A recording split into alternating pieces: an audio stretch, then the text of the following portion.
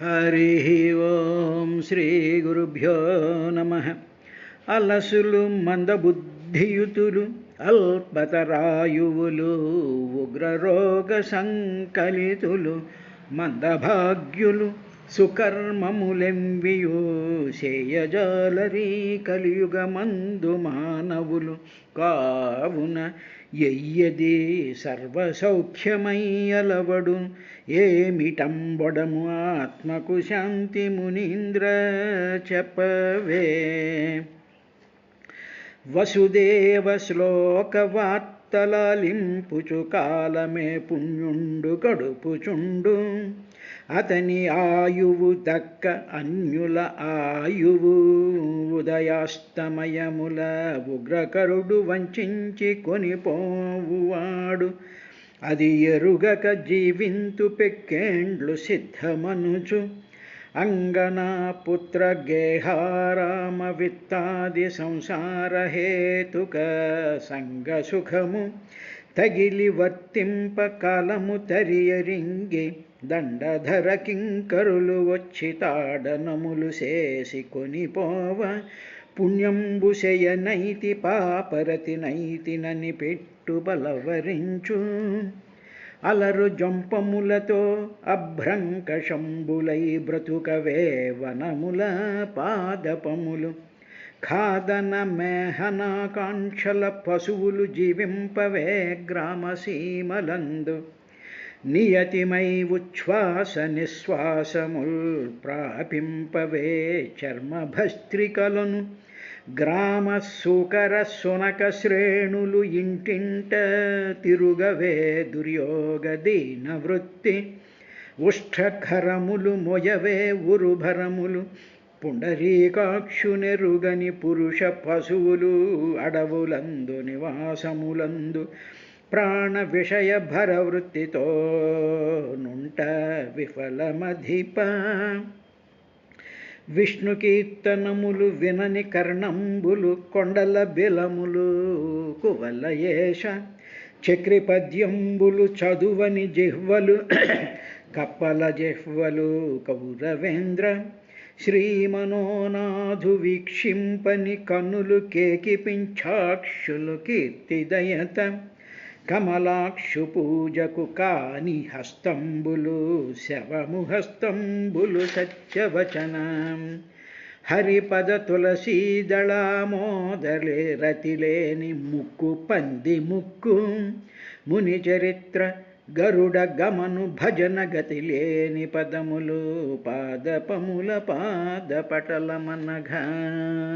హరి ఓం శ్రీ గురుభ్యో నమ. ధరణీశోత్తమ సర్వభూతహిత చేతస్కుండవై ధర్మ సుస్థిర భాగ్యోదయ శాలివై యొసగు నీచే సాధులోకోత్తరోత్తర సంప్రశ్నము చేయగాబడే మహాత్మా సాధులోకైక సచ్చరితంబున్ తలపోయ ఇట్టిద కదా చర్చింపలోకత్రయన్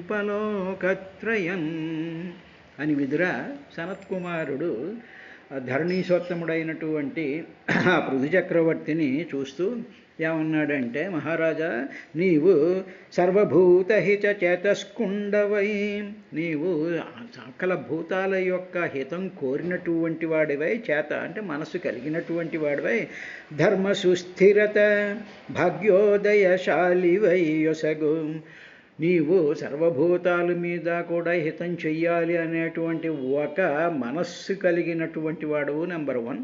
రెండవది ధర్మ సుస్థిరి భాగ్యోదయశాలివై, ధర్మంలో నువ్వు చాలా సుస్థిరంగా ఉన్నావు.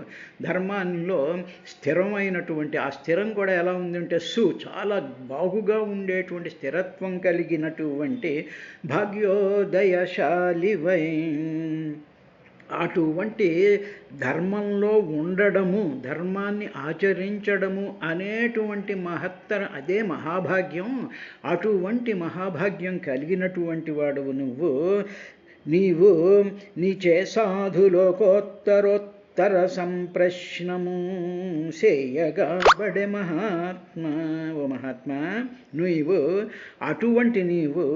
సాధువులందరిలోకి కూడా అంటే ఏమిటి, సాధువులందరూ కూడా మెచ్చుకునేటువంటి విధంగా సంప్రశ్నము చేయగాబడే. మంచి ప్రశ్నని నువ్వు వేసావయ్యా. సంప్రశ్న, మామూలు ప్రశ్న కాకుండా అంటే అన్నీ కూడా వేసినటువంటి ప్రశ్నలో సమస్త జీవులకి సమస్త లోకాలకి కూడా ఏదైతే ఉత్తమోత్తమైనటువంటి ఫలం కావాలి అని అడిగేటువంటి, ఏ ఫలము అనేటువంటి విధంగా నువ్వు ఆ ప్రశ్న వేశావు. స్వామి ఏమిటి ఫలం? సమస్త లోకాలలో ఉండేటువంటి భూతరాశులందరికీ కూడా ఏది చాలా ఉత్తమోత్తమైనటువంటిది అని ఆ ప్రశ్న వేశావు. అటువంటి ప్రశ్న సంప్రశ్నము.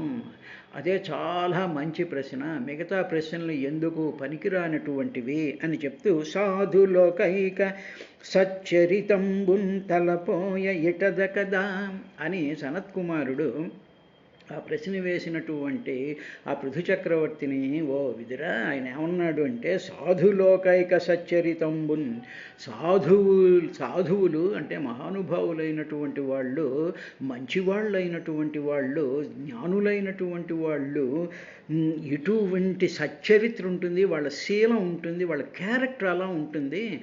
అటువంటి క్యారెక్టర్ కలిగినటువంటి విధంగా నీవు అడిగావు. తరువాత నీకు తెలియక కాదు, నువ్వు మహావిద్వాంసుడివి. సాధు పృష్టం మహారాజా సర్వభూతహితాత్మన భవతా విదూషా చాపి. భవత నీవు విదుష, పండితుడువు, నువ్వు విద్వాంసుడువు. సాక్షాత్తు శ్రీమన్నారాయణుడే నీ దగ్గరికి వచ్చి నీతో మాట్లాడాడు. మీ ఇద్దరు చాలాసేపు డిస్కస్ చేసుకున్నారు. ఆ శ్రీమన్నారాయణుడి యొక్క పరమాత్మ యొక్క సాకార రూపాన్ని చూసినటువంటి వాడివి. మహాభవతా విదుషాహ, విదు అంటే మామూలుగా తెలుసుకునేటువంటి వాడివి అని అర్థం. ఏమిటి తెలుసుకున్నావు అంటే ఇక్కడ మామూలుగా కవులు, పండితులు, సైంటిస్టులు వీళ్ళు కాదు, సమస్తమైనటువంటి భగవజ్ఞానాన్ని అంతటినీ కూడా తెలుసుకున్నటువంటి వాడివయ్యా నువ్వు. కాబట్టి అటువంటి వాడివి కాబట్టే ఎంత అద్భుతమైనటువంటి సంప్రశ్నను వేశావు అని చెప్పి అంటూ సాధు పురుషులు వాళ్ళ తీరంతా కూడా ఇలాగే ఉంటుంది. వాళ్ళు ప్రశ్న వేసినా, వాళ్ళ సమస్యకి పరిష్కారం చెప్పినా ఈ విధంగానే ఉంటుంది. ఇది లోకోత్తరమైనటువంటిది.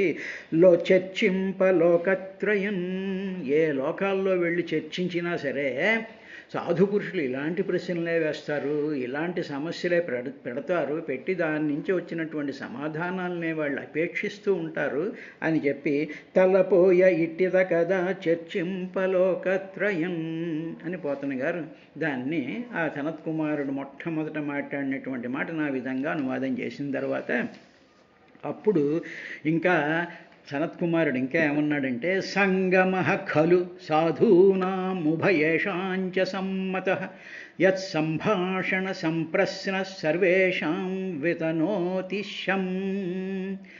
సర్వేషాం అందరికీ కూడా శం సుఖాన్ని వితనోతి విస్తరింపజేసేటువంటి ఒకానొక ఎన్విరాన్మెంట్ నువ్వు క్రియేట్ చేసావయ్యా. అంటే సర్వేషాం శం వితనోతి, నువ్వు వేసినటువంటి ప్రశ్న వల్ల సర్వేషాం అందరికీ కూడా సుఖం విస్తరించేటువంటి విధంగా నువ్వు ప్రశ్న వేశావు. ఇక్కడ ఇద్దరున్నారు, సాధూనాం సాధు పురుషుల సంగమం ఉందనుకో. ఇప్పుడు నువ్వు ఉన్నావు, మేమున్నాము. నువ్వు సాధు పురుషుడివి, మేము జ్ఞానంలో ఏదో సాధన చేసుకున్నటువంటి వాళ్ళము అనుకో. మన ఇద్దరి యొక్క సంగమము ఉందే, సాధూనాం సంగమ, ఇద్దరు మహానుభావుల యొక్క కలయిక, లేకపోతే ఇద్దరు భక్తుల యొక్క కలయిక, ఇద్దరు తెలుసుకోవాలి అనేటువంటి ఆతృతతో కోరికతో ఉండేటువంటి ఇంక్విజిటివ్నెస్ ఉండేటువంటి ఆ గ్రూప్, ఆ సంగమం కానీ ఉన్నట్టయితే అప్పుడు సమ్మతః, అది ఇద్దరికీ కూడా ఉభయేషాం సమ్మతః, ఇద్దరూ కూడా అదే కోరుకుంటారు కదా. అందువల్ల ఏమిటి, సాధు పురుషులైనటువంటి వాళ్ళు అదే సేమ్ అభిప్రాయం ఉన్నటువంటి వాళ్ళు, సేమ్ ఫ్రీక్వెన్సీ ఆఫ్ మైండ్స్ ఉంటాయి చూసారా, ఆ విధంగా వాళ్ళకి ఇద్దరికీ కూడా ఖలుహు సమ్మతః, ఖలుహు సమ్మతః అంటే అభిలషణీయమైనటువంటిది, ఇద్దరు అదే కోరుకుంటూ ఉంటారు. ఇలాగ కోరుకుంటూ ఉండడంలో ఏమిటవుతుందంటే అప్పుడు వాళ్ళిద్దరూ క్వశ్చన్ వేసేటువంటి వాడు సమాధానం చెప్పేటువంటి వాళ్ళు, లేకపోతే వీళ్ళ అభిప్రాయం వీళ్ళు పరస్పరం భగవద్గీతలో అందుక పరస్పరం కబుర్లు చెప్పుకుంటూ ఉంటారు సాత్వికులు అనేటువంటిది కూడా భగవద్గీతలో చెప్తాడు. అటువంటి భగవద్భక్తులు లాంటి వాళ్ళిద్దరూ కలవాలి అని కోరుకుంటూ ఉంటారు. అటువంటి యత్ సంభాషణ సంప్రశ్న, అటువంటి వాళ్ళు ఒకళ్ళు ప్రశ్న వేస్తే వాళ్ళు సమాధానం చెప్తూ ఉంటారు. వీళ్ళిద్దరి మధ్యలో కూడా సంభాషణ జరుగుతూ ఉంటుంది. ఆ సంభాషణ యోగ్యమైనటువంటిది. అదే that is to be desired, అదే కోరుకోవాలి. అటువంటి సంభాషణ మాత్రమే ఉండాలి. కాబట్టి అలాగ అటువంటి సంభాషణ ఉండడం వల్ల సర్వేషాం శమం వితనోతి, సర్వేషాం అందరికీ కూడా సుఖం ఉంటుందయ్యా. వాళ్ళిద్దరూ మాట్లాడుకుంటూ ఉంటారు. ఆ సత్సంగంలోనే ఉన్న దానివల్ల మిగతా ప్రపంచానికి కూడా ఎంతో సుఖం కలుగుతుంది అన్నది. ఏమండి మరి ఇద్దరు మాట్లాడుకుంటుంటే మిగతా వాళ్ళకి సుఖం ఏమిటండి అన్నాం అనుకోండి. ఇప్పుడు ఇద్దరు పనికిరాని వాళ్ళు కూర్చుని ఒక చోట కూర్చుని ఈ కార్యక్రమం చేద్దాం, ఆ కార్యక్రమం చేద్దాం, ఇలా చేద్దాం, అలా చేద్దాం అనుకున్నారనుకోండి. అనుకునేటప్పటికప్పుడు ఏమవుతుంది, ఆ ఇద్దరూ కూడా 10 మందిని తీసుకొచ్చి వాళ్ళకేమో మెసేజ్లు పెట్టి మీరు రండి అది చేద్దాం ఇది చేద్దాం అనేసేటువంటి చేసి అక్కడ గందరగోళం గత్రబిత్ర చేసేస్తూ ఉంటారు. తర్వాత అలాగా ఇద్దరు మాట్లాడుకునేసేసి మొత్తం అంతటినీ కూడా పనికిరానటువంటి కార్యక్రమాల్లోనికి, పనికిరానటువంటి మాటల్లోకి, పనికిరానటువంటి ప్రోగ్రామ్స్లోకి వెళ్ళిపోతూ ఉండేటువంటి మనం చూస్తూనే ఉన్నాంగా. మరి అదేవిధంగా మహాత్ములైనటువంటి వాళ్ళు, సాధుపురుషులైనటువంటి వాళ్ళల్లో వాళ్ళు సంభాషణ చేసుకున్నప్పుడు అది వాళ్ళ ప్రయోజనం కోసం కాదు. వాళ్ళు మాట్లాడుకుంటూ ఉండేటువంటి సందర్భంలో విన్నటువంటి ప్రజలు, విన్నటువంటి సాధకులు, విన్నటువంటి భక్తులు వీళ్ళందరూ కూడా వాటిల్లో ఉండేటువంటి గొప్పతనాన్ని, ప్రభావాన్ని వాళ్ళు ఆకళింపు చేసుకుని, అన్వయం చేసుకుని అది 10 మందికి చెప్పినటువంటిది వితనోతి. వితనోతి అంటే విస్తరిస్తుంది అని అర్థం అన్నమాట. ఏమిటి విస్తరిస్తుంది? వీళ్ళ మాటలు వినడం వల్ల సుఖం విస్తరిస్తుంది.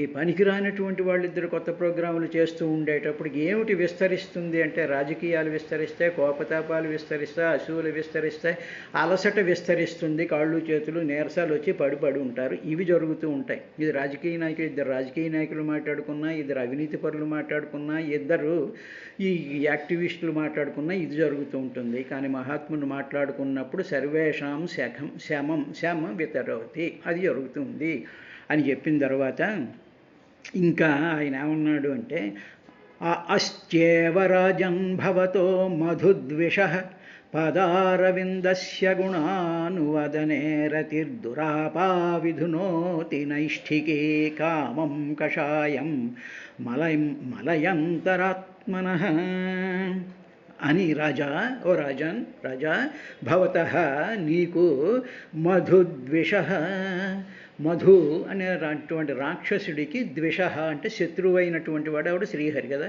మధుద్విషః పాదారవిందస్య, అటువంటి మధురిపుడైనటువంటి ఆ మాధవుడి యొక్క పాదాల యందు పాద అరవిందస్య, పాదాలనేటువంటి ఆ అరవిందాల యొక్క గుణ అనువాదనే, అటువంటి పాదాల గుణాలను వర్ణించేటువంటి అటువంటి వర్ణనల యందు దురాపా నైష్ఠికీ రతి అస్తి ఏవ, అటువంటి ఆ అరవిందుడు యొక్క అంటే ఆ శ్రీహరి యొక్క పాదారవిందాలు, ఆ పాదారవిందాలలో ఉండేటువంటి గుణాలు, ఆ గుణాల నుంచి వచ్చేటువంటి ప్రయోజనాలు, వీటిలన్నిటినీ కూడా అటువంటి వర్ణనయందు దురాప పొందశక్యం కానటువంటి ఆ వర్ణనలు, శ్రీహరి యొక్క పాదాల యొక్క వర్ణనలు, శ్రీహరి యొక్క అవతారాల యొక్క విశేషాలు,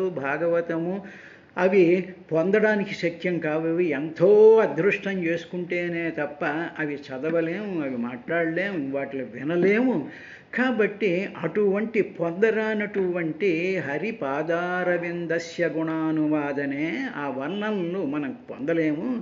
అటువంటి పొందలేనటువంటి దురాప అంటే అటు పొందలేనటువంటి నైష్ఠికి రతి అస్తియేవ, అటువంటి పొందలేనటువంటి వాటి యందు నీకు రతి ప్రీతి అస్తి చాలా ఎక్కువగా ఉంది నీకు అని చెప్పి ఈ మహాత్ములైనటువంటి సనక సనందాదులు ఎవరిని వెతుక్కుంటూ వస్తారు అంటే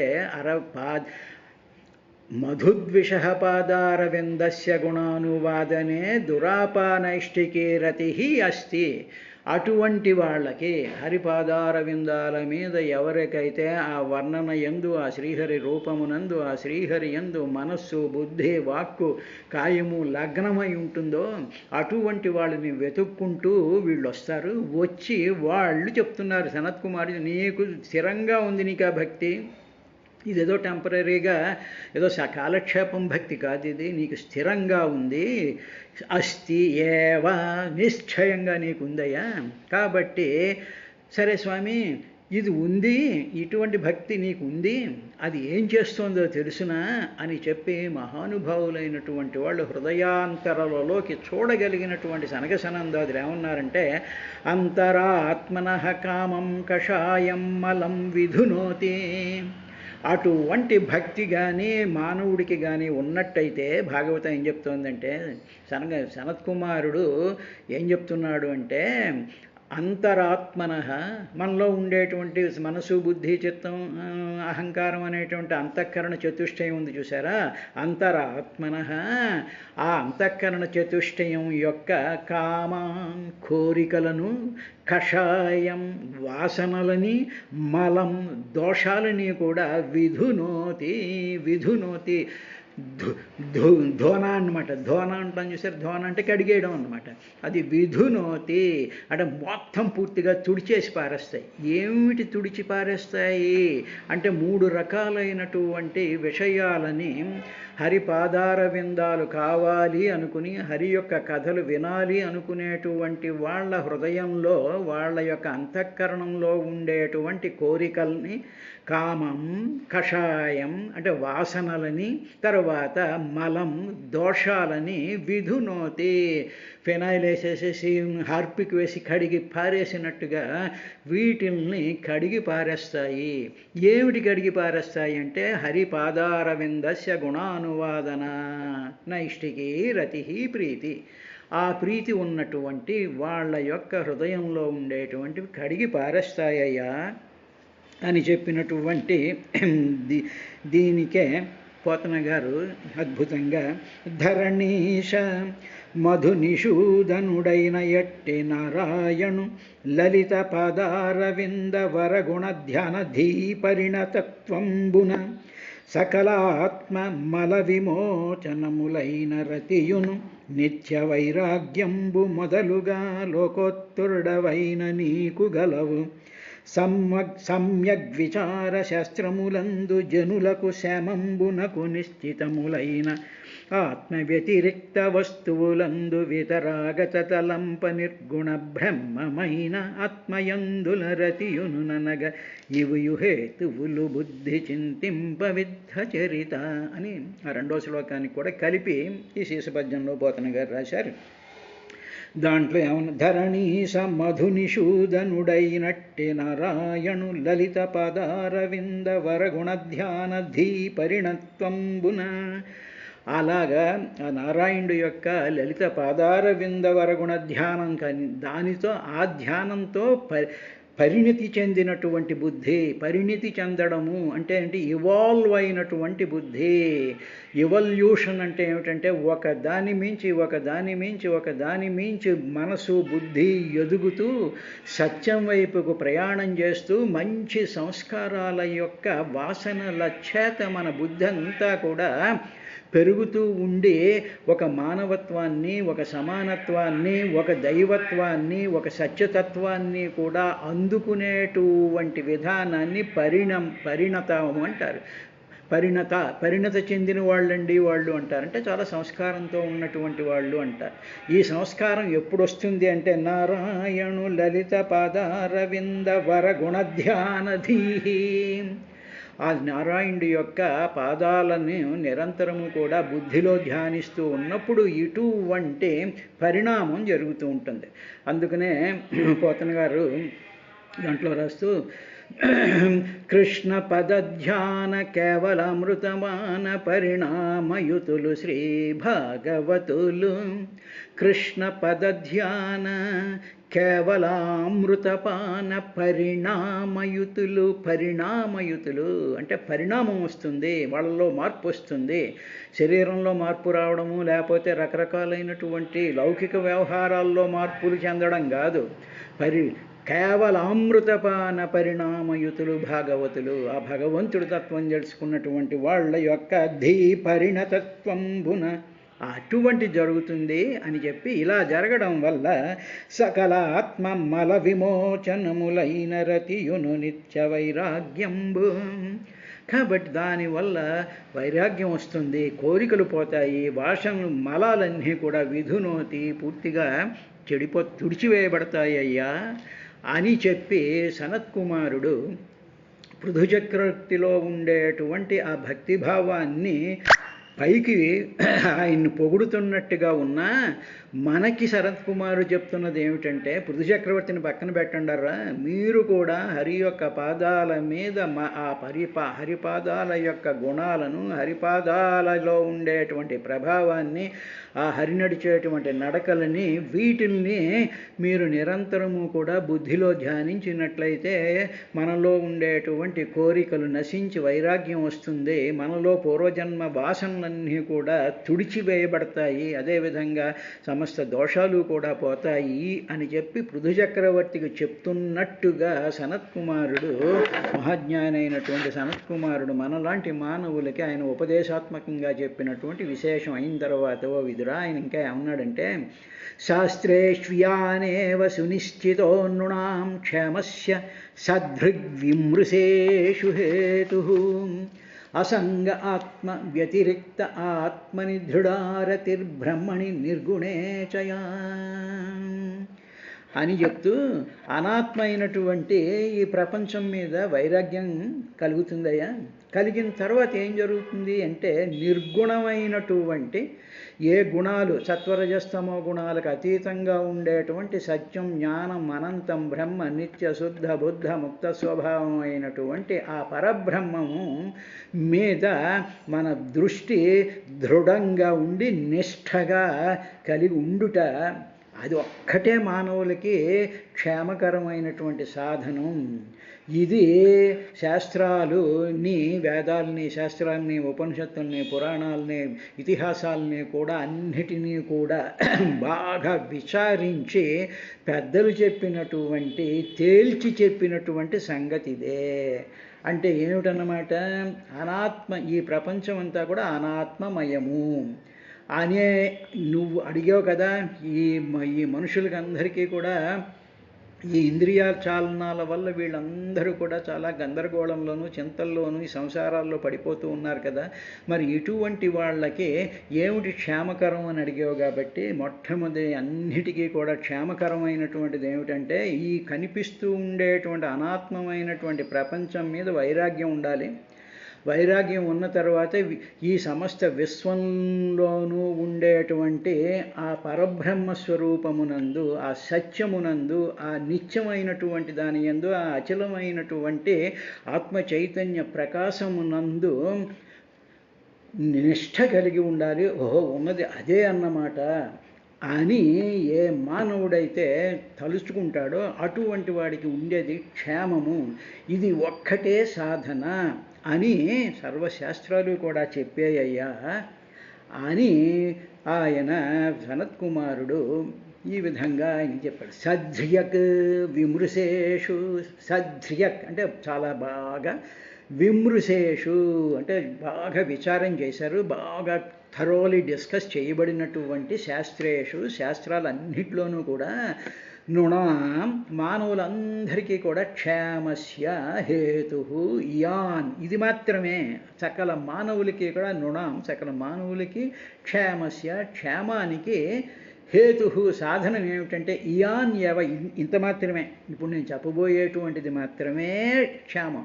ఇంకా మిగతావి ఏవి కూడా క్షేమకరాలు కావు. యజ్ఞాలు చేయి, హోమాలు చేయి, గుళ్ళు కట్టించు, రోజు పారాయణలు చేయి, అవి చేయి, ఇవి చేయి, ఇవి ఏమీ కాదు. ఇది ఒక్కటే నేను చెప్పబోయేటువంటిదే, ఒక్కటే క్షేమకరమైనటువంటిది. అదేమిటి అంటే సునిశ్చిత.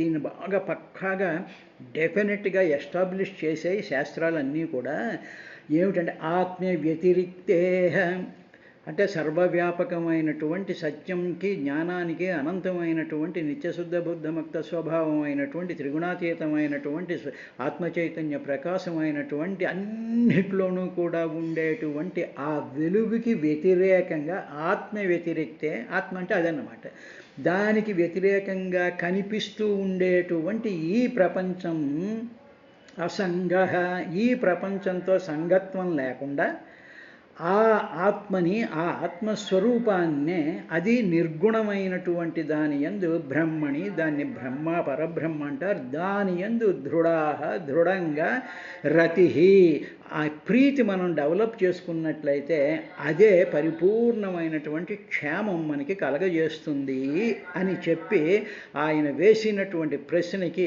ఒకే ఒక ఆన్సర్గా ఈయన చెప్పాడు. దీనికి సంబంధించినటువంటిది మనం విపులంగా డిస్కస్ చేసుకుంటే అప్పుడు మనకి ఆయన చెప్పినటువంటిది ఏమిటో తెలుస్తుంది. ఆత్మ అంటే ఏమిటి, అనాత్మ అనేటువంటిది ఏమిటో మనం రేపటి కార్యక్రమంలో చూద్దాం.